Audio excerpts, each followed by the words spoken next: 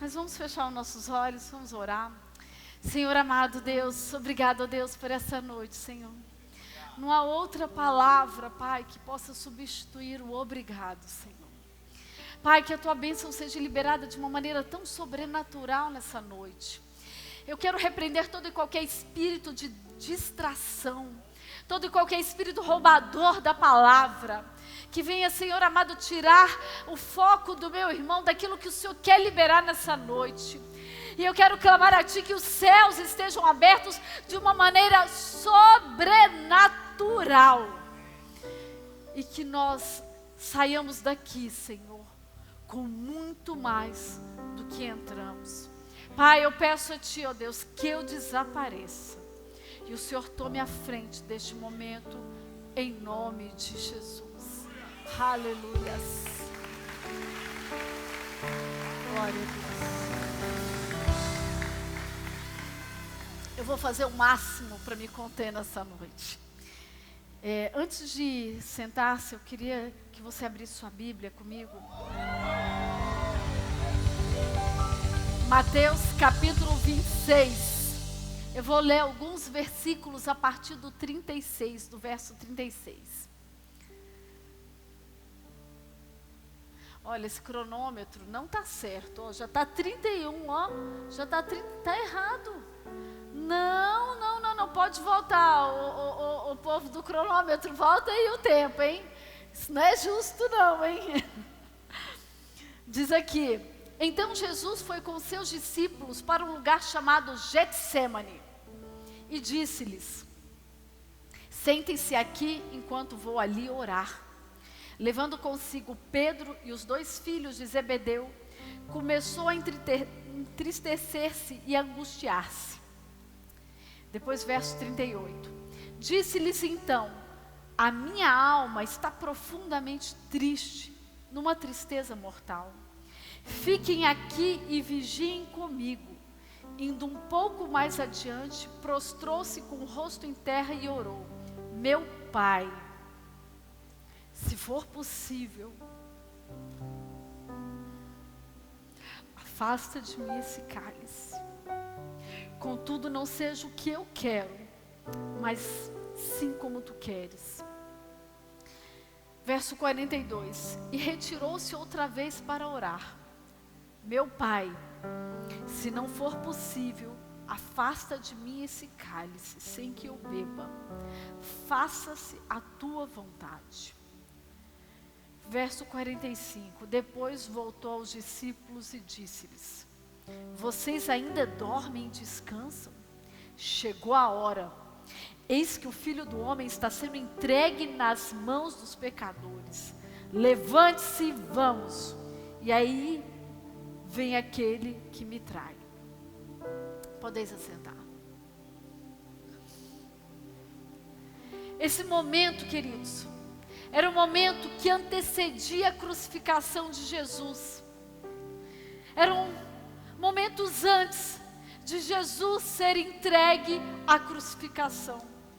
E como acontece com cada um de nós, Jesus estava diante de decisões que precisavam ser tomadas. Não importa se eram decisões fáceis ou difíceis, eram decisões que ele precisava tomar, ele precisava enfrentar. E nesse momento, a Bíblia diz que Jesus estava no jardim de Getsêmani. O jardim de Getsêmani, ele ficava no Monte das Oliveiras. E para quem não sabe, Getsêmani significa prensa de azeite, local de esmagamento. Pense vocês que a prensa do azeite, o local do esmagamento, é um local onde sai o melhor do nosso fruto, onde sai o melhor de nós é extraído. E ele estava ali no Getsêmani. E aí a Bíblia diz que Jesus, ele saiu para orar, ele se afastou para orar, e por 2 vezes, diga 2 vezes, Jesus fala ao Pai: se possível, passa de mim esse cálice, mas que não seja a minha vontade, e sim a tua.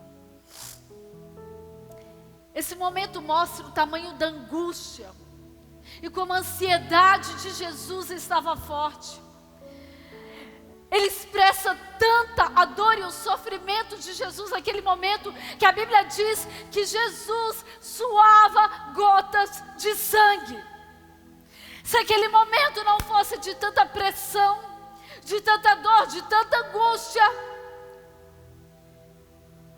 as gotas de sangue que evidenciavam a sua humanidade, seu verdadeiro sofrimento, não estariam. E após esse momento, a Bíblia diz que em seguida chegaram os soldados, prenderam a Jesus, levaram a ele a ser muito maltratado, até a sua completa morte, onde Jesus passou pela cruz. A história de Jesus, ela poderia acabar aqui. A história de Jesus poderia, apóstolo Fádio, ter um ponto final naquele dia da sua crucificação.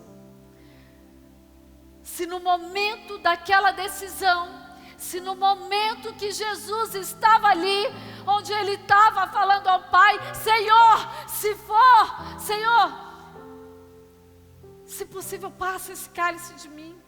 Naquele momento de decisão, se naquele momento de decisão do vou ou não vou, sigo ou paro, se Jesus não tivesse decidido enfrentar a dor e seguido em frente, a história de Jesus teria acabado ali. E hoje, nessa noite, eu quero falar sobre seguir em frente. E eu não poderia ter outra inspiração. Eu não encontrei melhor inspiração para transmitir essa mensagem, mas daquele que é mais do que a missão dele, mas a essência de Jesus é fazer que eu e você sigamos em frente. Todos os dias, todos os momentos, em cada segundo, em cada luta, em cada sofrimento das nossas vidas.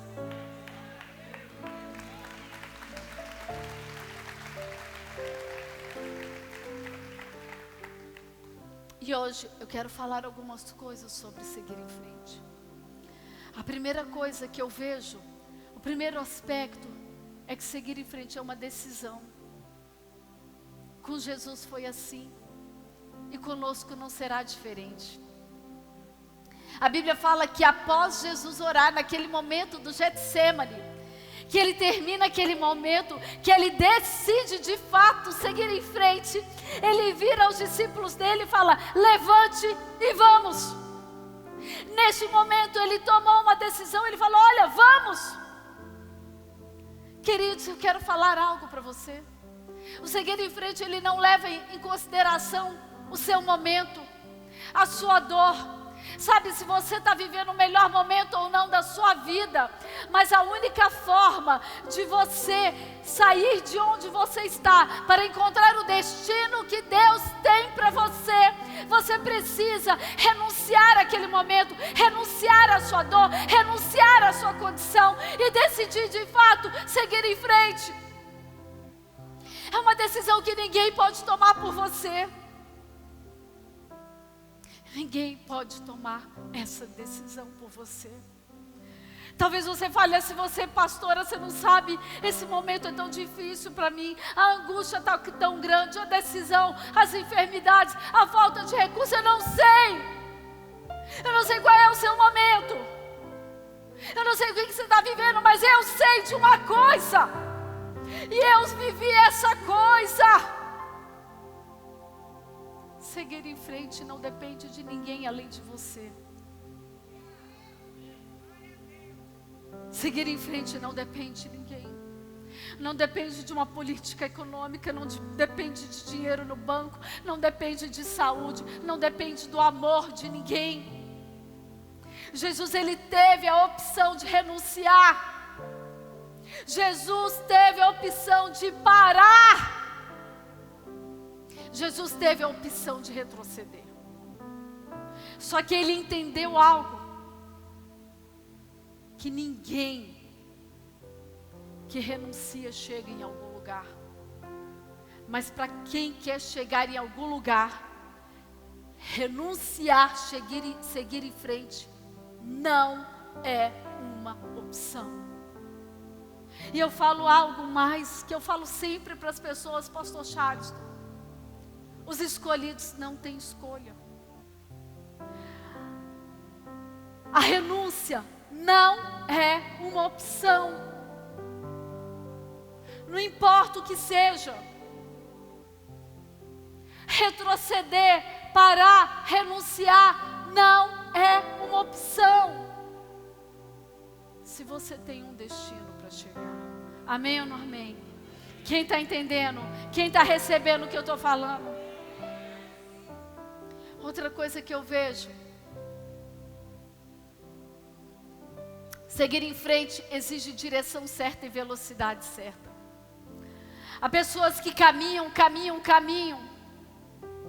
Elas acham que estão na trilha, no trilho certo. Mas na verdade, Gisele, elas estão na via paralela. Aí elas têm a impressão que elas estão no caminho certo, mas na verdade elas estão no paralelo, elas não estão no caminho certo.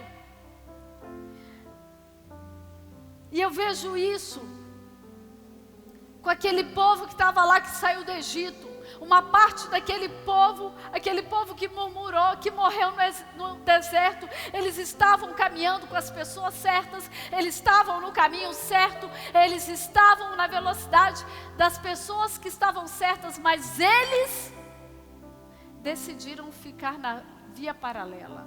E aí eles tinham a impressão de que eles estavam no caminho certo, mas eles não estavam no caminho certo.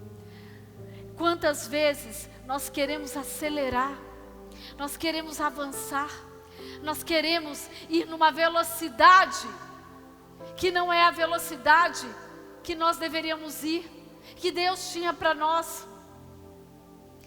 Aquele povo entendeu que a vontade deles, o que eles queriam, era mais importante, era mais certo do que a direção que eles tinham de Deus. Eles pensavam que estavam no caminho, mas eles estavam no paralelo. E quantas vezes nós fazemos isso?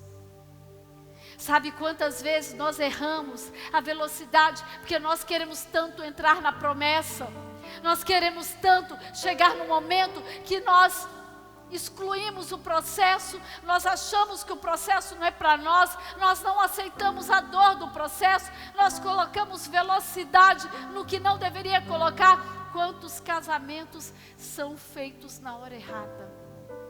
Quantas decisões aceleradas têm trazido dor?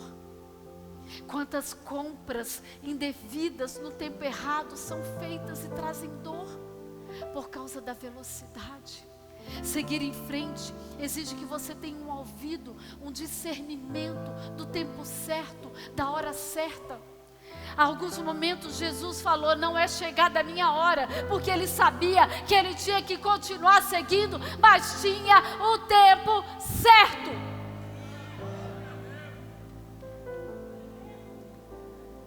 Quantos casamentos, quantas vezes você desiste porque não foi atendida a sua vontade, porque você não entendeu que estava no processo certo, na hora devida. Sabe, muitas vezes a gente se depara com uma estrada diferente da qual nós preparamos, mas não é motivo de abandonar o nosso destino, porque se Deus estiver com você nessa rota, essa rota pode até mudar um pouquinho, ela pode ser recalculada, pastora Lucélia, a nossa rota pode ser recalculada. Mas se Jesus estiver na direção, nós com certeza iremos chegar no nosso destino. Ah, glorifica Jesus. Queridos, eu tentei lançar este livro há um ano atrás. Há um ano atrás. Só que não era o tempo Quem está me entendendo aí? Sabe, a verdadeira fé, ela se manifesta quando você olha o seu caminho e não enxerga os planos que você trilhou, mas você continua e confia. E mesmo que pareça um pouco incerto, você continua porque você sabe que é ali que Deus te quer. E você segue em frente. Amém ou não amém? Outra coisa que eu vejo, quando você segue em frente, até as suas cicatrizes têm propósito. João, quem puder abrir, João capítulo 20, 25, diz assim: os outros discípulos lhes disseram: vimos o Senhor, mas ele, a Bíblia estava se referindo a Tomé, lhes disse: se eu não vir as marcas dos seus pregos nas suas mãos, não colocar o meu dedo onde estavam os pregos, e não puser a minha mão no seu lado, não crerei. Gente, deixa eu falar algo para vocês com muita propriedade. O problema não são as cicatrizes. Sabe, muitas vezes, o problema não são as marcas que as suas lutas deixarão. Mas a questão é para onde as suas marcas te levarão. Muitas vezes são as cicatrizes que vão fazer Deus crer no Jesus que você serve. Muitas vezes são as suas dores que vão levar as pessoas a terem uma experiência com o Senhor.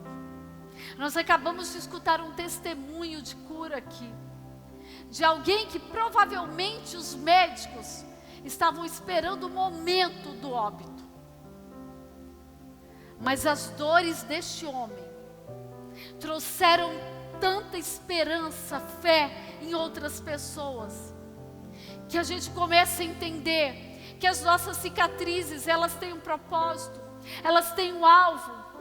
Sabe, eu vejo muitas vezes as pessoas se vitimizam, as pessoas paralisam em suas dores, e aí elas não caminham mais, porque elas ficam presas nas dores do seu coração, da sua vida. E eu quero dizer uma coisa: Tomé creu depois de Jesus mostrar as cicatrizes dele. As cicatrizes de Davi o levaram a derrubar Golias e levaram ele a subir de nível. Sabe, não permita que as suas feridas abertas fiquem eternamente sangrando, mas as suas feridas abertas, elas têm que virar cicatrizes, cicatrizes que mostram a marca da vitória, que mostram que você passou pelo processo, que você passou pelas dores, que foi duro, mas você venceu.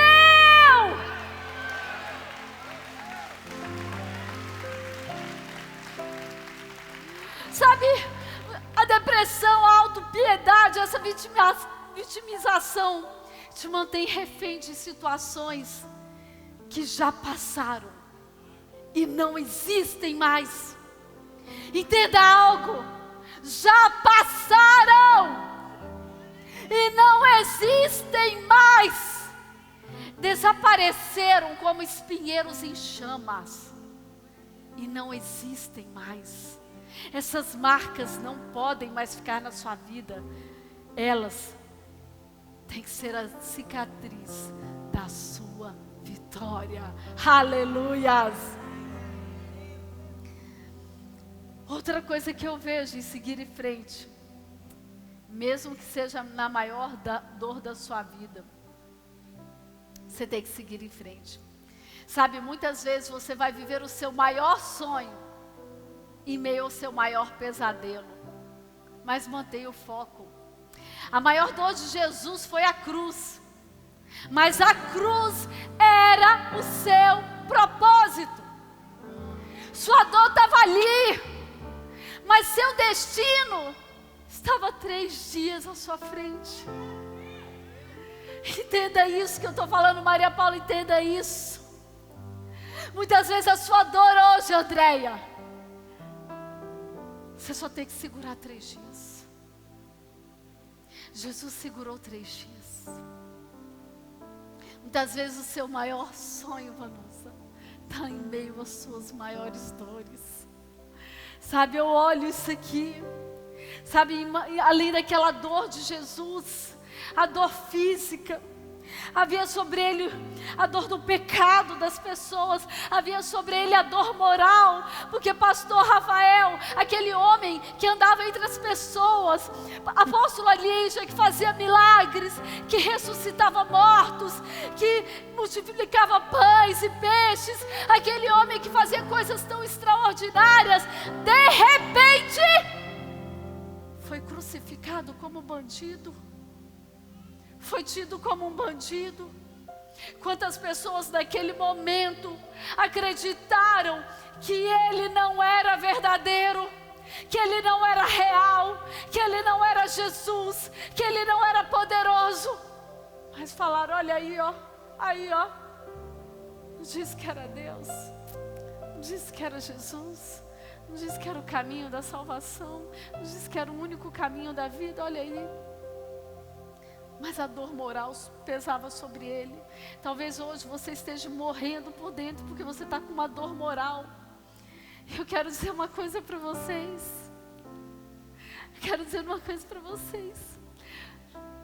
No maior sonho da minha vida, eu vivi o meu maior pesadelo. No maior sonho, eu esperei 15 anos para engravidar. E no maior sonho da minha vida, eu vivi o meu maior pesadelo. Na maior dor de Jesus, Ele viveu o propósito. Ele cumpriu o propósito. Sabe, e eu quero te dar uma grande notícia nessa noite. Eu quero te dar a maior notícia.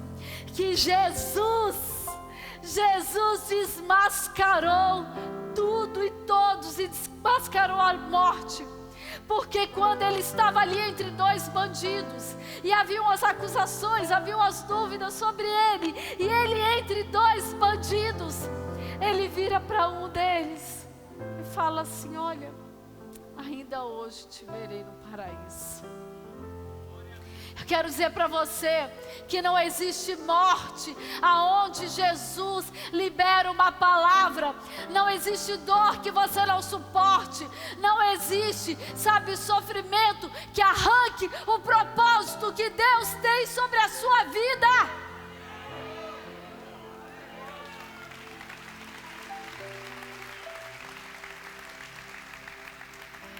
Oh, aleluia. E seguir em frente, queridos, não lhe dá o direito de parar.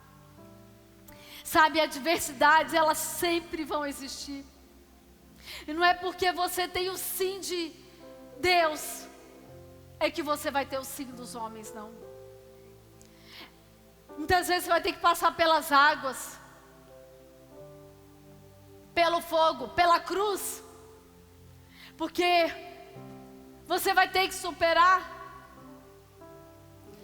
E você não tem o direito de parar. E eu quero falar uma coisa para você. Seguir em frente exige que você olhe para frente e perdoe. A falta de perdão é como você está indo para um destino sem olhar para frente, mas olhar para o retrovisor. Você vai colidir com algo e você vai ser parado. Quando Jesus estava ali sendo maltratado na cruz, a Bíblia fala que ele logo liberou o perdão para aqueles que o agrediam. E você sabe por quê? Você sabe por quê que Jesus fez isso? Porque a falta de perdão lhe para. E Jesus estava apenas passando pela cruz. A cruz não era o lugar de Jesus. Quando nós não entendemos isso, nós ficamos parados onde Deus não quer que nós fiquemos parados, porque nós temos um destino, nós temos que seguir em frente, nós temos que alcançar a nossa cidade, nós temos que alcançar a nossa família, nós temos que levar a palavra, nós temos que cumprir o nosso propósito. E a cruz não é o nosso lugar. Você está me entendendo? A cruz você só passa, você não fica nela. E Jesus sabia disso. E ele simplesmente liberou o perdão. Porque ele não poderia ficar parado e pregado ali. Mas ele só ia passar. E tem gente que não sai da cruz porque está preso na falta de perdão. Você precisa quebrar o retrovisor que impede você de olhar para frente, enxergar o seu destino, enxergar o seu propósito. Sabe, queridos, os desafios e decisões, eles são diários em nossas vidas. Todos os dias nós temos desafios e decisões, mas o resultado é eterno. Queridos, nós não temos como evitar as adversidades, as dores, os processos da vida, mas nós temos como nos posicionar e superar tudo isso. Eu já estou terminando, mas eu quero falar algo para vocês. Eu já estou terminando. É tão gostoso escutar isso, gente. Acho que eu vou pregar mais 30 minutos.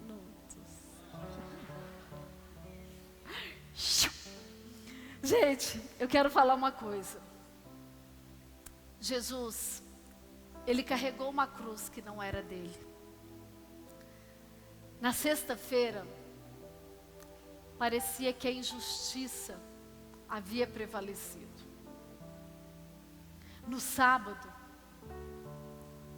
o silêncio ensurdecedor era a certeza do abandono, que ele estava sozinho. Mas a chegada do domingo, queridos, a chegada do domingo era inevitável. Nada poderia impedir a chegada do domingo. Nada podia evitar a ressurreição. Nada poderia evitar o que Deus estava fazendo naquele domingo. Queridos, nada poderia impedir a glória da segunda casa. Jesus ressuscitou e reina. E eu quero falar para você que nada vai impedir a chegada do domingo na sua vida. Nada vai impedir você chegar no seu destino, você tocar na sua promessa, nem os seus erros vão impedir, porque hoje você entendeu que você pode ser abatido, mas não destruído.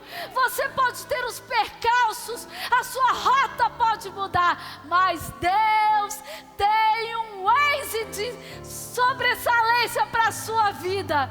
E você vai chegar no domingo que Deus destinou na sua vida. Sabe, todos podem achar que o seu fim chegou, mas eu quero dizer que ele não chegou.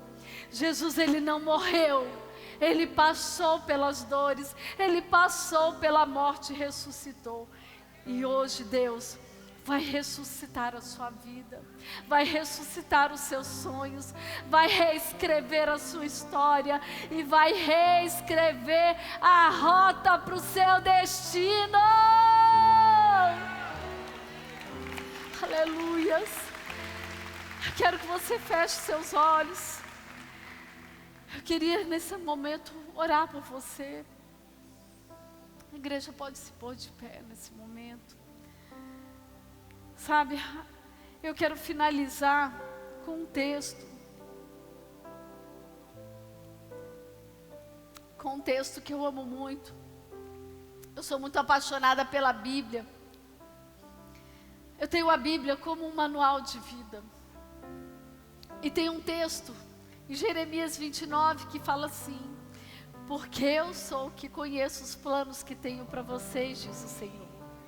Planos de fazê-los prosperar e não de lhes causar dano. Planos de dar-lhes esperança e um futuro. Aleluias!